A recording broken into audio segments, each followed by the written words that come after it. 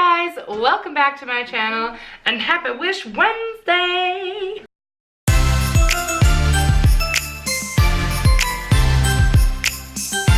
Alright, if you're new here, my name is Claire. This channel is all about mom stuff, lady stuff, and life stuff. And every Wednesday, Wish stuff, because I test out something I got on Wish.com every single week. Now seriously you guys, there are so many of these Wish Wednesdays. I will leave a link to the entire playlist in the description down below if you want to see them all.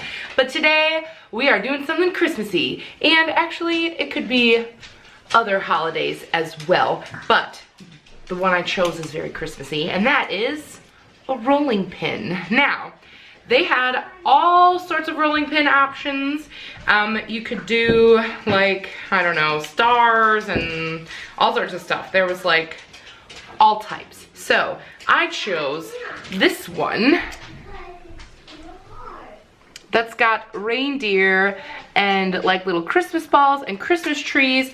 And the point here is that you roll it onto your cookie dough to make this like an imprint in your cookies. So that's really cool. And if you showed up to a party with like some awesome reindeer cookies, people would be like, wow, that looks amazing. So I only paid $1.78 for this, which is a pretty crazy good deal.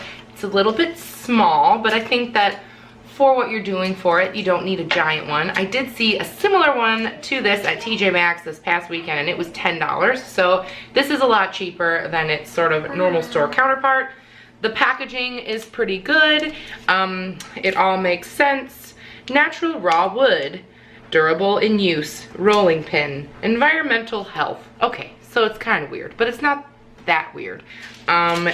They seem deep enough, and because it is like Christmassy, I'm using a classic sugar cookie. I know that they like rise and spread, so I'm not sure what that's going to do to our deer, if they're gonna look all wonky. The only other thing I can think of is maybe shortbread, but I don't know. I feel like if you're making Christmas cookies, they're sugar cookies. So I went to Aldi and I bought a tube of sugar cookie dough because that's how I roll. So I'm just waiting for it to thaw a little bit, and then we'll roll this bad boy out and we'll see if we can't make some seriously impressive cookies.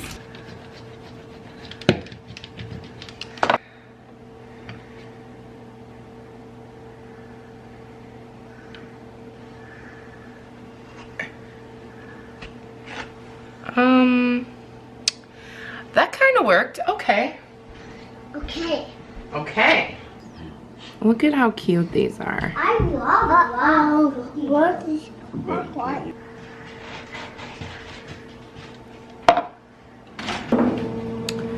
Actually, you can really see like the texture in there. Let's open it up.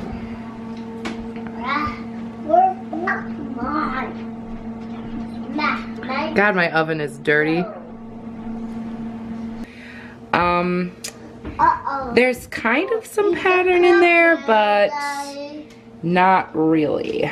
So we're gonna go ahead and try a couple of different methods to see if we can find something else that works. I'm gonna go ahead and whip up some shortbread and see if the shortbread cookies work better than the sugar.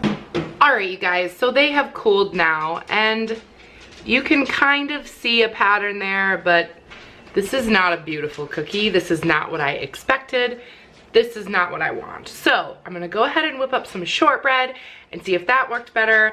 And then after that, I also got a pie crust, and we're gonna see if it works on that, because that would make a totally beautiful pie. So I'm using Martha Stewart's recipe for shortbread. It's just like confectioner sugar, flour, and butter. It's like super easy. So hopefully that will work a little bit better.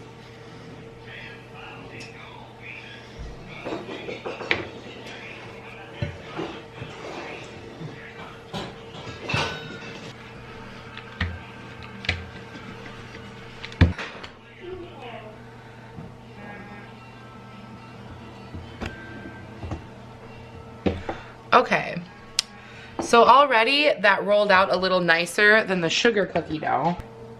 So hopefully it won't spread out while it bakes and it'll work this time.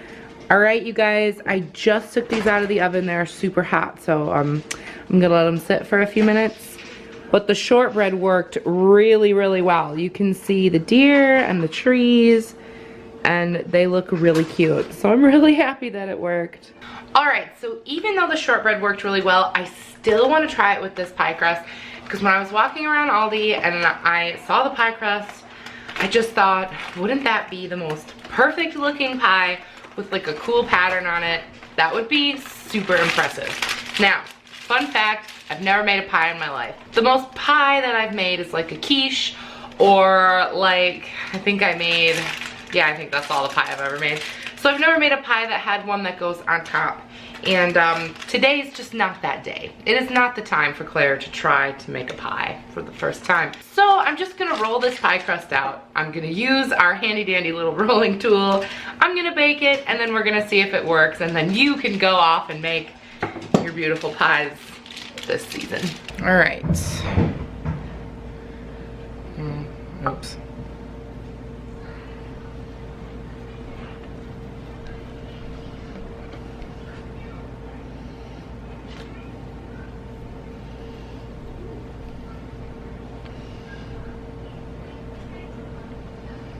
Okay, so I think since the crust is so thin and this is a little hot, it got a little bit kind of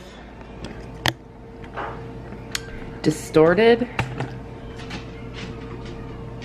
But I mean, it's on there.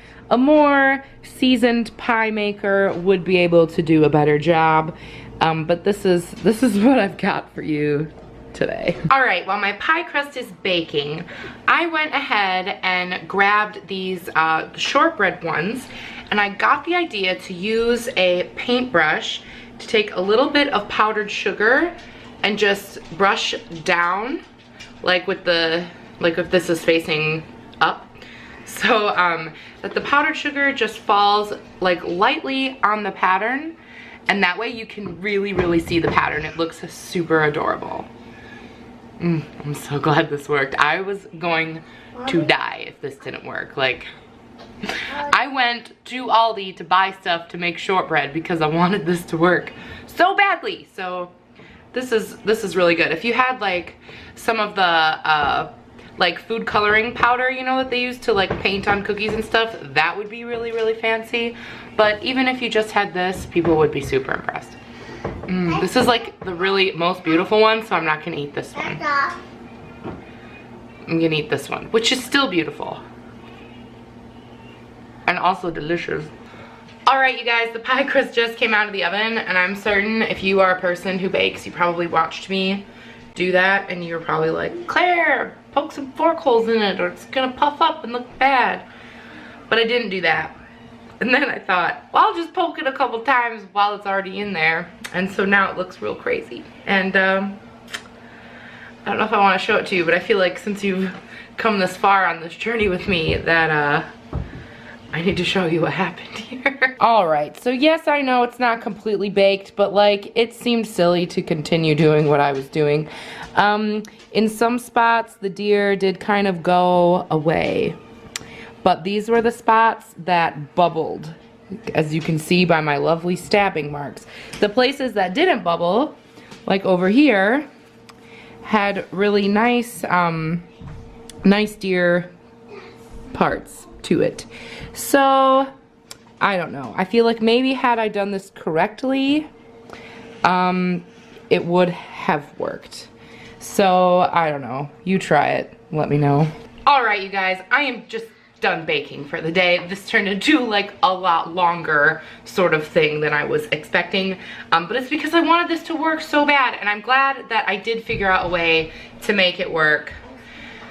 The sugar cookie, not so good.